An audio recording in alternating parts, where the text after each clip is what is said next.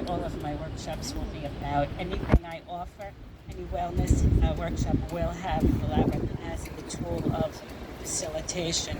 So, World Labyrinth Day is an event sponsored by the World Labyrinth Day.org and World Labyrinth Society, and it is about non-local communication. So that means people gather all over the world who have labyrinths, either in place like this, or finger labyrinths, or labyrinths that you can download an app that's a labyrinth. And the whole idea is just to engage at 1 o'clock all over the world with one intention. So we're talking about the utilization of the sacred geometry of the labyrinth. So when I first started using the labyrinth, I was using it with my patients, and then I began using it in my talks, my conferences at public health venues, mostly for doctors and nurses and integrative health modalities. Like they were going to use this in the hospital and in their clinical settings for people to walk and get connected to, or reconnected to health and wholeness, into unity, to a sense of oneness. What does that even feel like? So after lots of work with that, the study of sacred geometry just became more and more and more upward spiral ascension. It started to dovetail with the process of what was going on Earth, what was happening here. We're moving out of an old paradigm, an old pattern. Things are collapsing all around. People scream, oh no! But guess what? That's good. Because when those walls come tumbling down, we get to rebuild. We get to look at something differently, look at a new way of being. And that's what evolution is about. So the labyrinth works as a tool where we can engage our own evolutionary process, our own highest consciousness that we can reach, and we pattern it, we match it with the pattern of the universe. So this particular design is in the sequence called the Fibonacci sequence, which a famous Italian mathematician came up with. And it actually is the same code that the DNA code in our bodies is, and all of nature has a spiral code, Fibonacci code within it, all of nature. So we are matching the pattern of the heavens, the cosmos, with ourselves. So when you walk on the labyrinth, not only, this speaks to my heart as a chiropractor, you engage your body in a certain kind of rotational movement that is not our usual way of being. That pattern, walking in intervals with this pattern, engages your DNA code called activation to the cosmos. It's the language of heaven. Call it heaven, call it God, call it creator, source energy.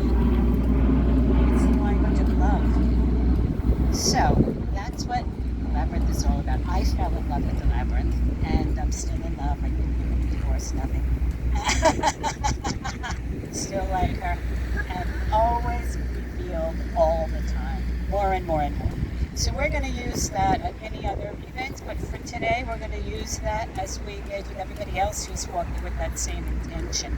But the first thing I want to tell you about it, I think everybody here has walked the labyrinth before, right? Yeah, everybody has? No, you have not. Everybody here. Okay, so it's an experience. So it's not something I have to show you a PowerPoint on or anything like that. It's just going to be your engagement and whatever your experience with that creative, divine source is, you will feel it, you will know it. It's just, that's the language it speaks. So as you come in, you just intentionally walk. We'll start out at the beginning. I'll start and we'll come to the center. When you get to the center, this is called the still point. The still point is pretty much in every kind of philosophy or theory or genre. It's a place you come to where there's nothing, no thing. Not something, not a prayer you have to say, not just no thing. So that it's, I like to call it that roiling nothing. Where stuff is happening, but you can grab any possibility that comes up for you. The most important thing is that you let go of your own narrative, your own old stuff. And once you let go of that, I mean, you can look and hear, see, feel, or know other patterns that you didn't know before. And I'll be looking at something like, what? And one time she said, or somebody said, it's the code, man. We speak in code. Oh, I said, okay, computer software, I don't know. I can do the code of the universe because it's images, it's sensations, and it's something you will know. Just know it. It's a beautiful thing. So once you get to the center and you're at that still point, you can just receive. Other people will be walking today, but when you do it on your own, you'll see there's you can take as much time as you want. Here, we'll just be mindful of other people. But what I wanted to mention are these lunations, which are so wonderful. So when you come in and you're at your center, but you go into each lunation, this first one is the lunation of mineral. So there are kingdoms within nature. In homeopathy, kingdoms, healing kingdom, remedy from the plant kingdom or the animal kingdom. Same thing will happen here. So you get into the mineral kingdom here. Of course, that's all of the quartz, the silica, all the conductors. This is all semiconductor material. It's all part of the electronic grid. That's why we can do non-local communication on here, because it's quartz and it's mineral and silica. So when you get into this lunation, the mineral lunation, you can feel the vibration of what that feels like for you.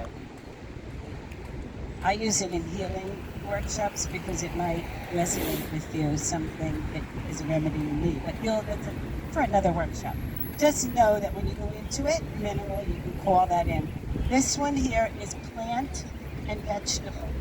So that is just about looking at the plants around, just being conscious. What does that mean for you? The nature, the food, interaction of our environment.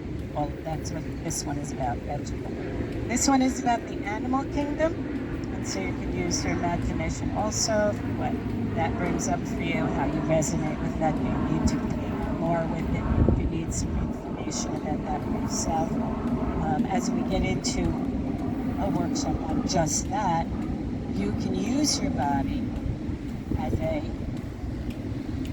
dowser or as a pendulum, so that when you're in this one, let's say we're looking at the animal kingdom, you can say, well, watch how your body moves.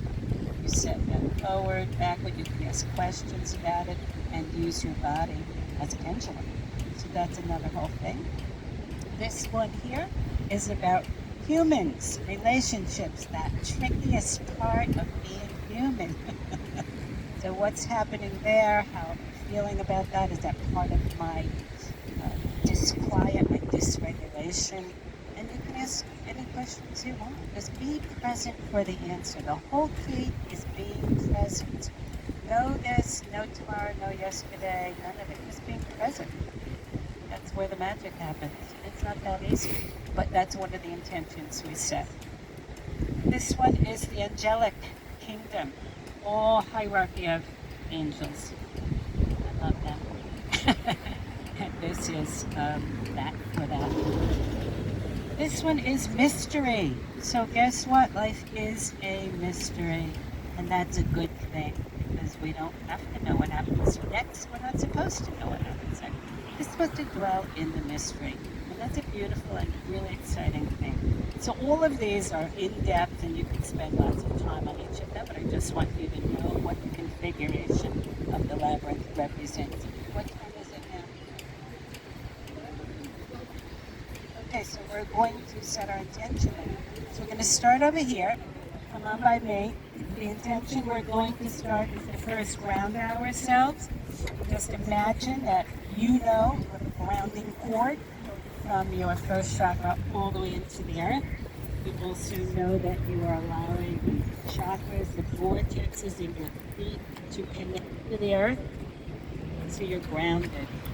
And you're centered. So you center yourself with your breath, draw the energy up your legs, up your spine, out the top of your head, connect with your cosmic energy above, as above, so below. And just allow it to flow through your body, washing away any illusion, anything that you do not want to be a distraction while you are walking the labyrinth with the intention of the whole world and of all of those angels. Okay, so what the intention is for now, for this one, is the loving kindness meditation. It's the one that has the most research on it for actually generating healing, wholeness, and non-local references. It's called building from the bottom up, creating an upward spiral of positive feelings. That's what we're all doing together. So, okay, we're ready? It goes like this. May I be filled with loving kindness. May I be safe from inner and outer harm. May I be well in body, mind, and spirit. May I be at ease and happy. May I be healed. May I be a source of healing for others. May we begin with this blessing. Beloved is where we begin. If you would enter into the wilderness, do not begin without a blessing. Do not leave without hearing who you are. Beloved, named by the one who has traveled this path before you. Do not go without letting it echo in your ears. And if you find it is hard to let it into your heart, do not despair. That is what this journey is for. I cannot promise this blessing will free you from danger, from fear, from hunger or thirst, from the scorching of sun or the fall of the night. But I can tell you that on this path there will be help. I can tell you that on this way there will be rest.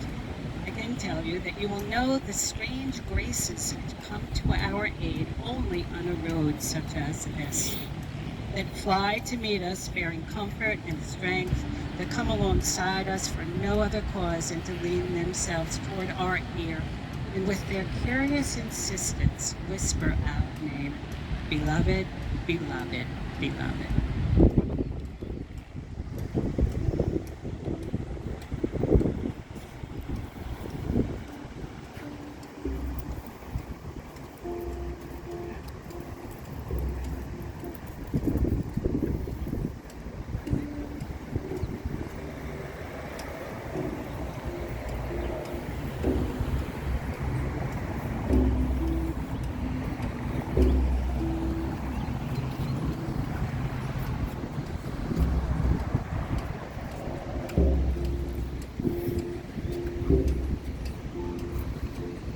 Stay in the lines. It's okay if you pause it for a bit.